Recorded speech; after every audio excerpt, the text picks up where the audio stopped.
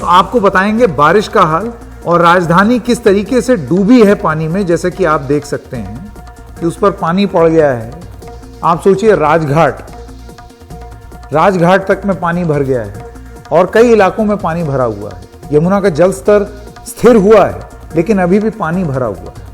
ये चुनौती कितनी विकराल है और कैसे ये धीरे धीरे सही होगी। आज दिन भर हमारे रिपोर्टर्स मैदान में रहे, उन्होंने रिपोर्ट्स फाइल की हैं। इस वक्त हम प्रियदर्शनी कॉलोनी में है जो जमुना बाजार में है और यमुना के दूसरी तरफ है। और यहाँ पे देखिए मदद कैसे पहुँचाई जा रही है। ये पानी के बॉटल हैं जो लोग घरों में हैं उनके लिए ये पानी की बॉटल पहुँचाने की कोशिश जो है वो अलग अलग जो लोग जुड़े हुए हैं संस्थाओं से वो पहुँचाने का काम कर रहे हैं। और अब देखिए यहाँ पर किस तरीके से लोग बकेट नीचे गिरा रहे हैं और साथ में वो पानी जो है वो पानी उनमें उनके बकेट में डाली जा रही है।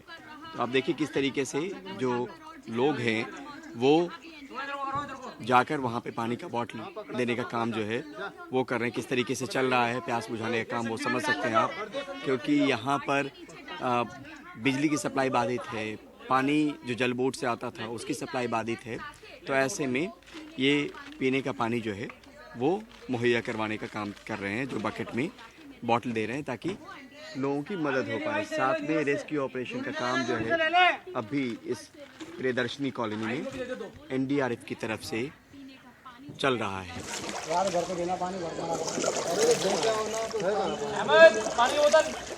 फिलहाल इस वक्त हम लाल किला के पिछले हिस्से के पास हैं और यहाँ पर जहाँ पे गाड़ियाँ दौड़ती थीं अब बोट चल रहा है और एनडीआरएफ की टीम रेस्क्यू ऑपरेशन को अंजाम दे रही है।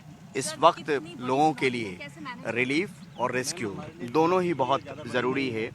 और आप देख सकते हैं कि ये लाल किला का पिछला हिस्सा जो आपको राजघाट की तरफ ले जाता है, आईटीओ की तरफ ले जाता है कश्मीरी गेट से, वहाँ पर फ़िलहाल बोट चल रहा है और बोट के ज़रिए जो है रेस्क्यू ऑपरेशन को अंजाम देने की एक कोशिश और कवायद फ़िलहाल यहाँ पर की जा रही है एनडीआरएफ के ज़रिए।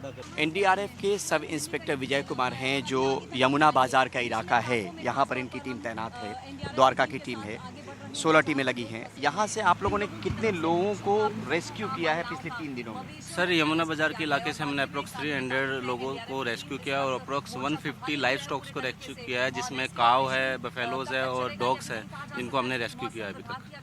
एक चुनौती जो आप याद कर पा रहे हो इस इलाके में, जो आप लोगों के सामने में आई होगी आपस में बातचीत में भी और देखने पर भी? सर, चुनौती जो आ रही है वो उन लोगों के साथ आ रही है जो लोग निकलना नहीं चाह रहे, अपने इलाके को छोड़ के, अपने मकानों को छोड़ के निकल नहीं रहे हैं। बस वो हमारे लिए थोड़ा बहुत चुनौतीपूर्ण हो रहा है। उनको समझा रहे हैं, कुछ लोग तो समझ रहे हैं, वो आ जाते हैं, लेकिन कुछ लोग नहीं समझ रहे, वो अभी भी घरों के ऊपर है। तो हो सकता है कि आने वाले टाइम में उनको भी हमें रेस्क्यू करना पड़े। कोई ऐसी कोई खबर जो लोगों को परेशान कर रही हो, जो आपने देखा हो? अभी तक कोई ऐसी खबर नहीं आई है? नहीं सर, ऐसी कोई खबर नहीं आई है अभी तक। हमारे पास तो ऐसी कोई खबर नहीं आई कि कोई अनहोनी हुई है किसी के साथ या नहीं हुई है। बट लोगों का कहना है कि उनके घरों से थोड़ा बहुत सामान वगैरह चोरी हो रहा है, तो वो एक थोड़ी सी डिफ़िकल्ट सिचुएशन है लोगों के लिए। बाकी सब नॉर्मल है। Father of the nation Mahatma Gandhi के मेमोरियल के बाहर कमर तक पानी पहुंच चुका है। सिर्फ बाहर ही नहीं पर अंदर जाते जाते ये पानी का लेवल सिर्फ बढ़ रहा है। जहां मैं खड़ी हूं वहां आप देख पा रहे हैं कि पानी मेरी कमर तक पहुंचने वाला है, बस यहीं पर जितना हम आगे जाएंगे उतना पानी बढ़ रहा है। और क्योंकि ये ढलान है, आगे जाकर पानी गले के लेवल तक भी पहुंच सकता है और उसके ऊपर भी जा सकता है, क्योंकि पानी का लेवल इतना ज़्यादा बढ़ रहा है यहाँ राजघाट पर। अगर मैं आपको बताती नहीं कि मैं राजघाट पर खड़ी हूँ तो ये समझना मुश्किल होता, ये यकीन करना मुश्किल होता कि ये कोई फ्लड प्लेन्स नहीं है या ये कोई नदी के बीच में मैं नहीं खड़ी हूँ, क्योंकि ऐसा सीन दिल्ली ने पहले कभी नहीं देखा है। इतनी बड़ी इतने भयानक फ्लड्स दिल्ली में पहले नहीं आए हैं।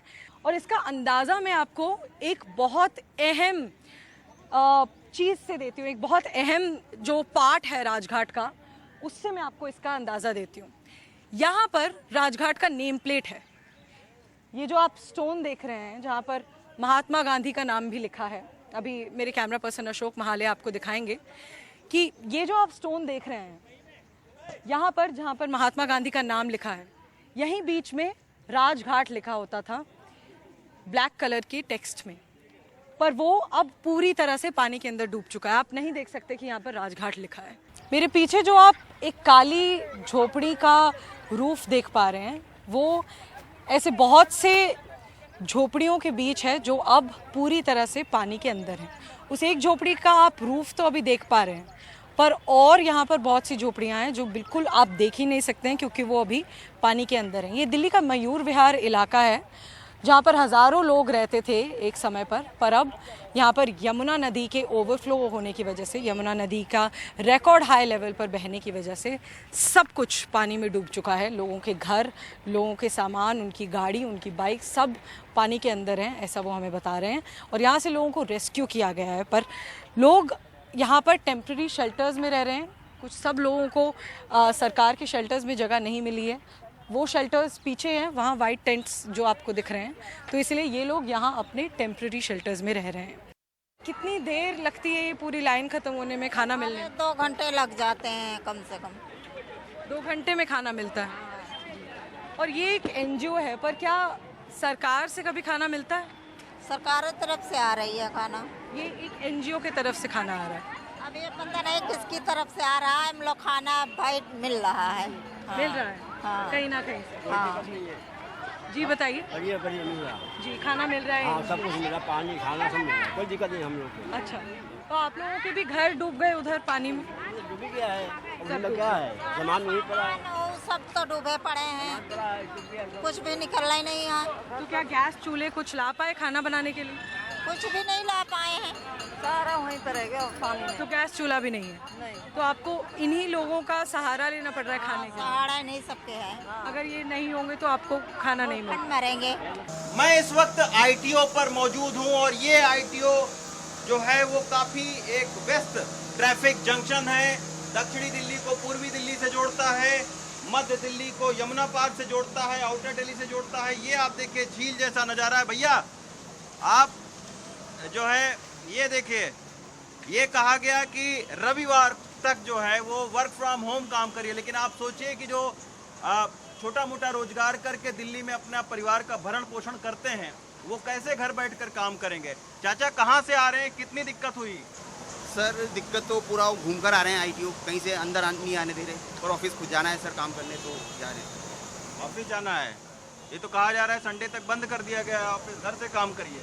नहीं सर, ऐसे ऑर्डर मिले नहीं है, तो जब तक ऑर्डर नहीं मिलेंगे तब तक हमें कैसे पता चलेगा। ये देखिए, आज अगर दिल्ली की सड़कों पर आपको चलना है ना, तो जूता आपके हाथों में या आपके गाड़ियों में होना चाहिए, पैंट की जगह आप निकर में आ जाने चाहिए, तब आप दिल्ली के इस झील जैसे सड़कों पर चल सकेंगे।